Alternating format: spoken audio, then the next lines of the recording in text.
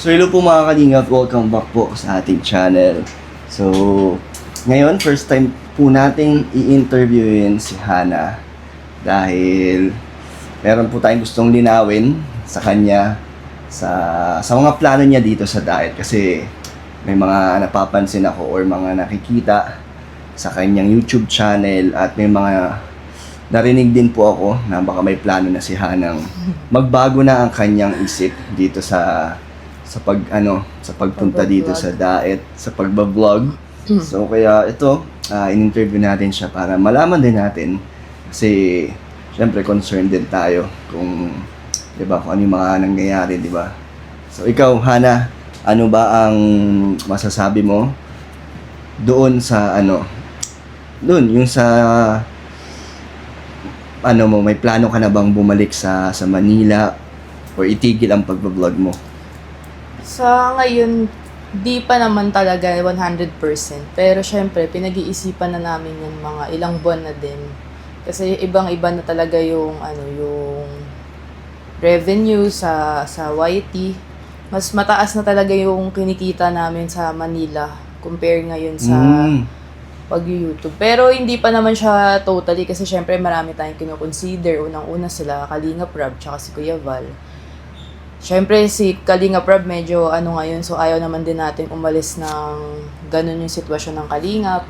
Tapos yung mga beneficiaries din natin, yung mga obligasyon, di naman pwedeng porket nahihirapan kaya yung mga responsibilidad mo sa mga beneficiaries, iiwan mo rin ng ganun-ganun lang. Syempre kung nahihirapan kami, tayo, mas nahihirapan yung beneficiary natin. So madami pang kino-consider at pinag-iisipan.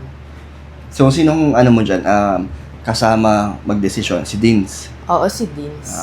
Ano bang nyo, ngayon, paano ba ang sitwasyon nyo ngayon ni Dins? Di naman kayo nagkakaroon ng yung parang hindi pagkakaintindihan kasi di ba pagdating sa financial, doon medyo talagang nagkakaroon ng problema.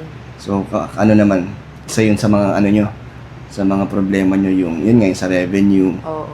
So anong nyo, naiisip, ilang buwan nyo na bang pinagpaplanuhan ang pagbalik sa Maynila? Siguro mga 3 to 4 months na din kami nag-iisip. Ino-observe nyo muna? Nag-o-observe pa kami. Lang kayo. Sila mama naman, anong plano mo kung sakali na yun nga, na tuluyan na kayong bumalik sa Manila? Paano si mama at si Yaya Beth? Si Mama Gemma at si Yaya Beth, di pa naman namin nakakausap. Kasi okay lang naman kahit kami yung babalik lang, tas sila nandito, pwede pa rin naman sila umuwi-uwi doon para may kasama pa rin kayo dito. So, hindi pa namin nakakausap si Mama kasi mabilis na naman kausap si Mama eh. So, anong tingin mo? Sasama siya sa inyo? Feeling ko sasama sa inyo yan si mama. Tsaka si Yaya laging Beth. nakabuntot yun eh, no? Pero, depende sa magiging sitwasyon. Syempre, si Rose, mamimiss din ni Mama Gemma. Feeling ko naman pwede ding mangyari na every 1 month, uwian si Mama Gemma, salitan, parang ganun. Balik, parang bisita-bisita na lang. Oo. Ano ba ang nangyari sa YouTube channel mo? Parang bakit biglang nagbago? Actually, di naman na ako nagtataka na biglang ang laki ng pinagbago ng YouTube channel ko kasi buong Kalingap din naman talaga apektado. Di lang naman ako ang mababa ang views. Madami. Madami talaga sa Kalingap. So, syempre, 'di ba, paano pa kaya ako? Pero parang roller coaster naman talaga pag vlogger kay. May mga times talaga na mababa ang views, tas may times na angat ulit, ganun. Hindi naman talaga laging Pasko na matataas lagi. So, kaya nag-observe pa din para malay mo, 'di ba, bumalik ulit sa dati or mas gumanda pa. So, nagtitingin pa din kami. Lalo na ngayon, nakakahiram naman kami ng sasakyan kay Jenny. So, pwede kami mag-isip ng content. Di na gaya ng dati na hirap kami kasi syempre, di naman kami makakalabas dito ng walang sasakyan, di ba? So, depende na rin siguro sa diskarte namin kung anong mga susubukan namin bagong content para kahit papaano mag-click ulit. So, hindi kayo nawawala ng pag-asa ni Dins na mag-try ng mag-upload sa yung YouTube. So, parang gusto mo rin talaga ipagpatuloy. Oo, kung kasi ikaw tatanungin, mas gugustuhin mong dito or bumalik na lang sa Manila kung sarili mong desisyon? Kung sarili kong desisyon, depende kasi minsan may times din na parang gusto ko nang umuwi talaga ng Manila kahit naman nung okay pa yung YouTube. Parang naho-homesick ako yung feeling pero yun nga, parang pag masaya ka naman sa ginagawa mo, syempre kung usapang trabaho naman talaga, mas masaya yung ginagawa dito compare sa call center. Talagang iba kasi yung stress din dun. Tsaka yung oras pa lang eh. Yung Dito, oras. maluwag ang oras, hawak mo yung oras mo, At di ba? saka yung family bonding, di man rin ine-expect, di ba, na magiging buo tayo dito, na madami ding makikilala, na solid talaga, na parang pamilya na. So, depende, madami ka talagang titignan. So hanggang kailan nyo pinagpaplanuhan ni Deans na tignan ang Mag-observe. ang YouTube nyo? Hanggang kailan kayo magdedesisyon kung babalik na talaga kayo ng Manila or mag-i-stay na kayo dito? Siguro mga next year, baka mga hanggang April, May, ganyan. Matagal pa. Matagal pa naman. So talagang gusto mong bigyan ng chance talaga ang Oo. yung YouTube na baka umangat or bumalik sa dati, no? Diba? Ba't Kasi- ngayon, gaano ba kababa or gaano kalaki ang pinagbago ng Sobrang ng channel laki, mo? syempre, mga 70% ang binaksak talaga ng revenue namin. Pero, as long as, na kahit papaano ay nasusustain naman yung needs, kahit papaano nakapagbigay pa din sa mga beneficiaries, hindi man ganun kadalas na gaya ng dati at kasing laki ng tulong. Pero as long as nagagampanan naman natin yung pagiging vlogger at Kalingap member, syempre, di pa rin naman tayo susuko kasi yung mga iba nga na talagang walang views, di ba? Surviving pa din sila. So tayo, hindi naman tayo pwedeng susuko. Si Kuya Brooks din, di ba? Hindi lang Yung naman tagal tayo na- nakakaranas ng ganito. Actually, yung channel ko din, malaki din po ang pinagbago or binaba ng views. Lalo na pag charity vlogs ko, yung mga beneficiary ko tulad ni si Christian Tristan, dati viral ko yan. Pero ngayon, nakikita nyo naman siguro, nasa 10, 11K or basta ganun lang yung views ko sa kanila. Bukod dun, yun sila Manilin. Basta yung mga charity vlogs ko, malaki din ang pinagbago ng views. Pati nga yung personal vlogs ko, hindi naman consistent na mataas, mababa. Pero masaya pa rin ako na pagdating sa personal or family vlogs, may mga sumusuporta, natutuwa. So, ayun, kaya gumagawa kami ng mga ganun content kasi kailangan namin gumawa din syempre ng ibang paraan para kung saan natin makukuha yung maraming viewers na mas magugustuhan yung yung At mga saka content namin. May times na syempre, di ba, pinag-isipan din naman natin mag-business dito, try natin mag-business.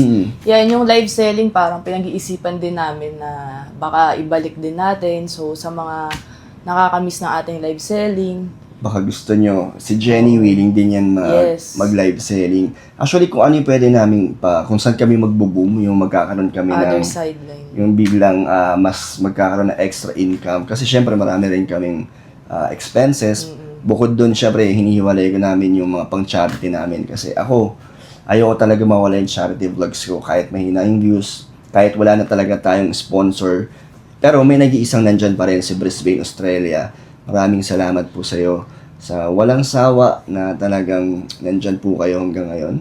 At sa magkapatid na si Christian Tristan, consistent yung mga niyan, yung mga nagpapadala sa kanila. Si Ma'am Nessie Francisco, si Tita Lingling, Tita Charina, yan po yung lagi nagbibigay ng monthly allowance ng magkapatid. Kaya sobrang thank you po sa mga pagmamahal nyo sa ating mga beneficiary. Ikaw, paano mo naman nahahandle ang yung hindi pa rin pagtigil sa pag-charity at tuloy-tuloy pa din kahit talagang laki ng binaksak?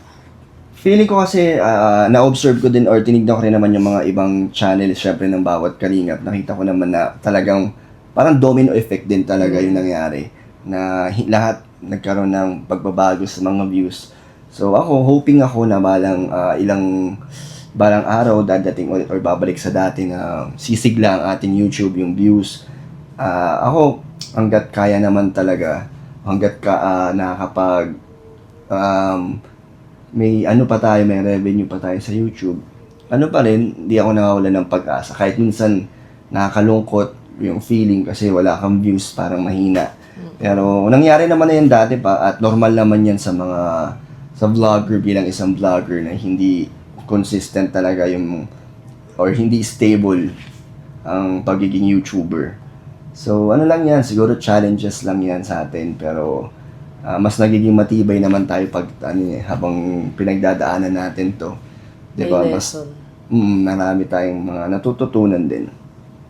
Pero yun nga, kung sakaling kayo nila Ma'am or ni Deans ay babalik na sa Manila, may magiging malaking impact din sa amin. Kasi syempre, di ba, yung share mo dito sa bahay, Oo.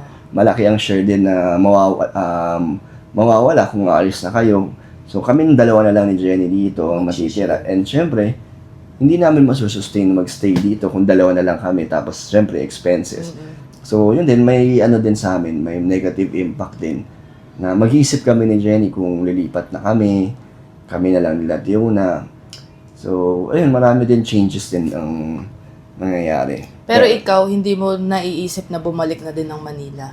Parang hindi na kasi ako mag-isa lang eh. Parang hindi na ako magde-decide ng sarili ko kasi nandiyan na si Jenny, nandiyan na si Rosie. So parang family na kami na parang dapat pareho kami, may mutual decision. So kung meron naman akong babalikan sa Manila, actually marami naman opportunity sa Manila bilang isang magtrabaho, mag-apply, marami doon. Pero hanggat feeling ko mas malaki pa yung kaya kong kitain sa pag-YouTube kaysa sa pagiging empleyado. Tutuloy-tuloy ko lang hanggat kinakaya pa.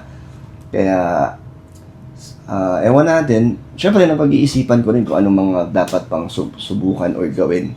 Hindi lang tayo sa YouTube aasa. Kasi syempre meron na tayong pamilya na lumalaki din. Kaya dapat magkaroon ng iba pang side hustle. Oo. At si Jenny, naman yan, maaasahan yan sa ganyan. Nagtutulungan naman kami.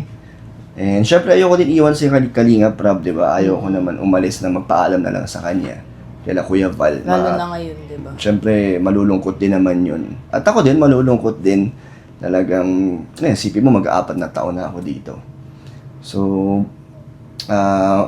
ano pa rin naman, syempre, think positive pa rin na babalik ulit sa dati. Or, di ba, magiging okay din ang lahat. Kaya, go with the flow lang muna tayo. Syempre, malaking tulong pa rin yung mga positive comments ng mga viewers na nagpapaano sa atin, nagpapalakas ng loob, na, magpatuloy, natutuwa sila sa mga upload natin. Kaya, tuloy-tuloy pa rin po kami. Actually, yung mga comments na kahit ang konti lang nila, pero yung mga comments solid na sila. Nanonood pa din sila, tapos nagpapa-like and share, na-appreciate ko yun sobra kasi talagang nagstay sila from day 1 na hanggang ngayon na kahit talagang madami ng pagbabago, nandyan pa rin talaga sila. Hindi nagbago yung support nila sa atin. Kaya nga, salamat po sa inyo na nandyan pa rin kayo. Pero ngayon, yun nga, siguro pag napanood na to nila Mama, dito nila malalaman na may plano na kayong or nag-iisip na kayo mag-Manila ulit. So anong aasahan or nila Mama? Mag-aantay ba sila ng sa'yo kung kailan kayo uuwi? Ganon. Siyempre, bago rin kami mag-decide ng talagang final na, itatanong din natin si Mama Gemma kung anong gusto niyang mangyari. Pero ako, kahit sumama sa amin si Mama Gemma o kaya maiwan siya sa inyo, wala namang problema kasi siyempre, decision pa rin naman ni Mama. Pero, ayun nga, kahit ano namang maging nila, walang problema sa akin. Kahit nandito sila. Kasi syempre, dyan si Rosie para mas may mag-alaga kapag may kailangan kayong gawin. Kasi syempre, pares kayo nagbablog. So, kailangan talaga. Mahirap kasi ngayon maghanap ng, syempre, di ba, ibang tao pagka-baby. So, mas kampante talaga kapag kakamag-anak yung magbabantay. So, si Papa, pag-iisipan. anong masasabi mo kung si Kuya Brooks naman? Alam ko ayaw ka nang pabalikin ng may kasi gusto niya nandito kayo, magsama-sama tayo. Pero, tingin mo, mapipigilan ka ba ni Kuya Brooks? Isa din naman sa kinukonsider ko si Kuya Brooks. Kasi di ba may mga times na siya naman ang parang pasuko na uwi na daw siya ng Babalik Manila. na daw siya sa trabaho niya doon. Oo, ganun. Tapos tayo ang pumipigil. Kasi syempre, mas okay naman na talaga kay Kuya Brooks na nandito dahil senior na siya. So, mas relax talaga siya dito compare sa dati niyang work. So, isa si Kuya Brooks sa kinukonsider ko. Madami tayong kinukonsider, hindi lang yung sarili kong desisyon namin ni Dins. Madami talaga. So, malaking factor din yung decision or gustong mangyari ni Kuya Brooks para sa amin. Kasi syempre, bilang magulang, alam naman nila yung makakabuti sa atin. At since, yun nga, ang pinakamalaki din kasing mawawala if ever na bumalik kami ng Manila, yung pagiging buo natin na di gaya ng dati, di ba? Doon kanya-kanya lang tayo kasi doon puro trabaho. So, pero kahit ganito yung pinagdadaanan ng ating YouTube, thankful pa rin ako kasi yung iba dyan mas grabe yung pinagdadaanan. mas mahirap yung nangyayari sa kanila. Pero tayo ito, na ano pa rin, na may maayos tayong tinitirahan, diba? Meron tayong panggastos, pang sarili. So, thankful pa rin ako na marami pa rin tayong blessings. Kaya ano lang, hindi tayo susuko, diba? Pero, tignan natin, hindi rin natin masasabi, diba, kung anong plano sa atin ni Lord. Kung talagang hanggang dito na lang ang ating pagiging vlogger is okay lang, tatanggapin natin, diba? Marami pa namang ibang opportunity dyan, diba? So, ikaw, may message ka ba kay Kalinga Prab kung mapapanood to ni Insan? Actually, Siyempre, pag sinabi mo to kay Kalinga Prab, alam kong sasabihin niya, magstay ka dito. Kasi gusto niyang, yun, kompleto. So, papalakasin nun yung loob mo. So, anong gusto mong sabihin kay Insan? actually, nung may nakita akong isang beses na nag-shared post si Kalinga Prab, parang basta yung post na yun about sa parang problem or basta ano siya, sad post, parang ganun. Nag-chat ako kay Kalinga Prab. Nag-PM ako sa kanya. Sabi ko kay Kalinga Prab na fight lang, na nandito lang tayo kahit di tayo laging magkakasama, pero pag nag-chat siya sa atin, anytime, nandito lang tayo. Tapos nag-thank you siya sa akin na ako din daw, ganun. Wag daw susuko, na laban lang. Sila din daw nandyan lang para sa atin pag kailangan nila tayo. So, ang message ko kay Kalinga Prab, sobrang proud ako kay Kalinga Prab kasi sa dami ng natulungan nila ni Kuya Val. So, sa mga nakikita mo Kalinga Prab na mga negative comments about sa'yo and sa family mo, wag mo silang papansinin. Kasi ang mas nagmamatter naman talaga sa atin dapat yung pamilya natin, hindi yung sasabihin ng ibang tao. As long as alam natin sa sarili natin na malinis yung konsensya natin, ginagawa natin yung tama, at mabuti yung mga nabigay natin sa kapwa natin. Di natin kailangan pansinin yung mga ganyang klaseng tao. Kasi di naman na talaga maiiwasan yung ganyan kung ang Pangulo nga madaming bashers, di ba? Paano pa kaya tayong normal lang na tao? So, tuloy lang. Kasi, yun nga, may pamilya na rin si Kalinga Prab. So, madami naman siyang panghahawakan na lakas ng loob. Sila Ate Jackie, si Jackson, si Rabay. So, tuloy lang na, ayun din, nandito lang kami lagi ni Kalingap Dan. One call away lang kami. Hindi man tayo laging magkakasama, pero, syempre, di mawawala yung pagiging magkamag-anak natin. Magiging kalingap man kami o hindi. Kahit wala kami dito sa Dait, anytime naman, nandito lang kami para sa family ni Kalinga Prab. Yes, so yun, Ikaw? ganun din. Ganun din naman, alam naman ni Insan yan na malalim naman din ang aming mga pinagsamahan ni Insan. So, alam niya na yan. At kila Kuya Val din, syempre kila Tita Edna, maraming salamat din na talagang, ayun, napunta tayo dito dahil sa kanila. Kaya salamat din. So, yun lang, inalam lang natin yung plano ni Hana. So, yun, ba siya? Undecided pa kung kailan sila bawal. Pero syempre sana, tayo dito, magsama-sama pa rin, di ba? Hanggang, hindi natin alam kung hanggang saan, pero Tuloy lang, tuloy hanggang lang. kaya naman. So, yun, thank you so much po sa inyo. Thank Bye-bye you po.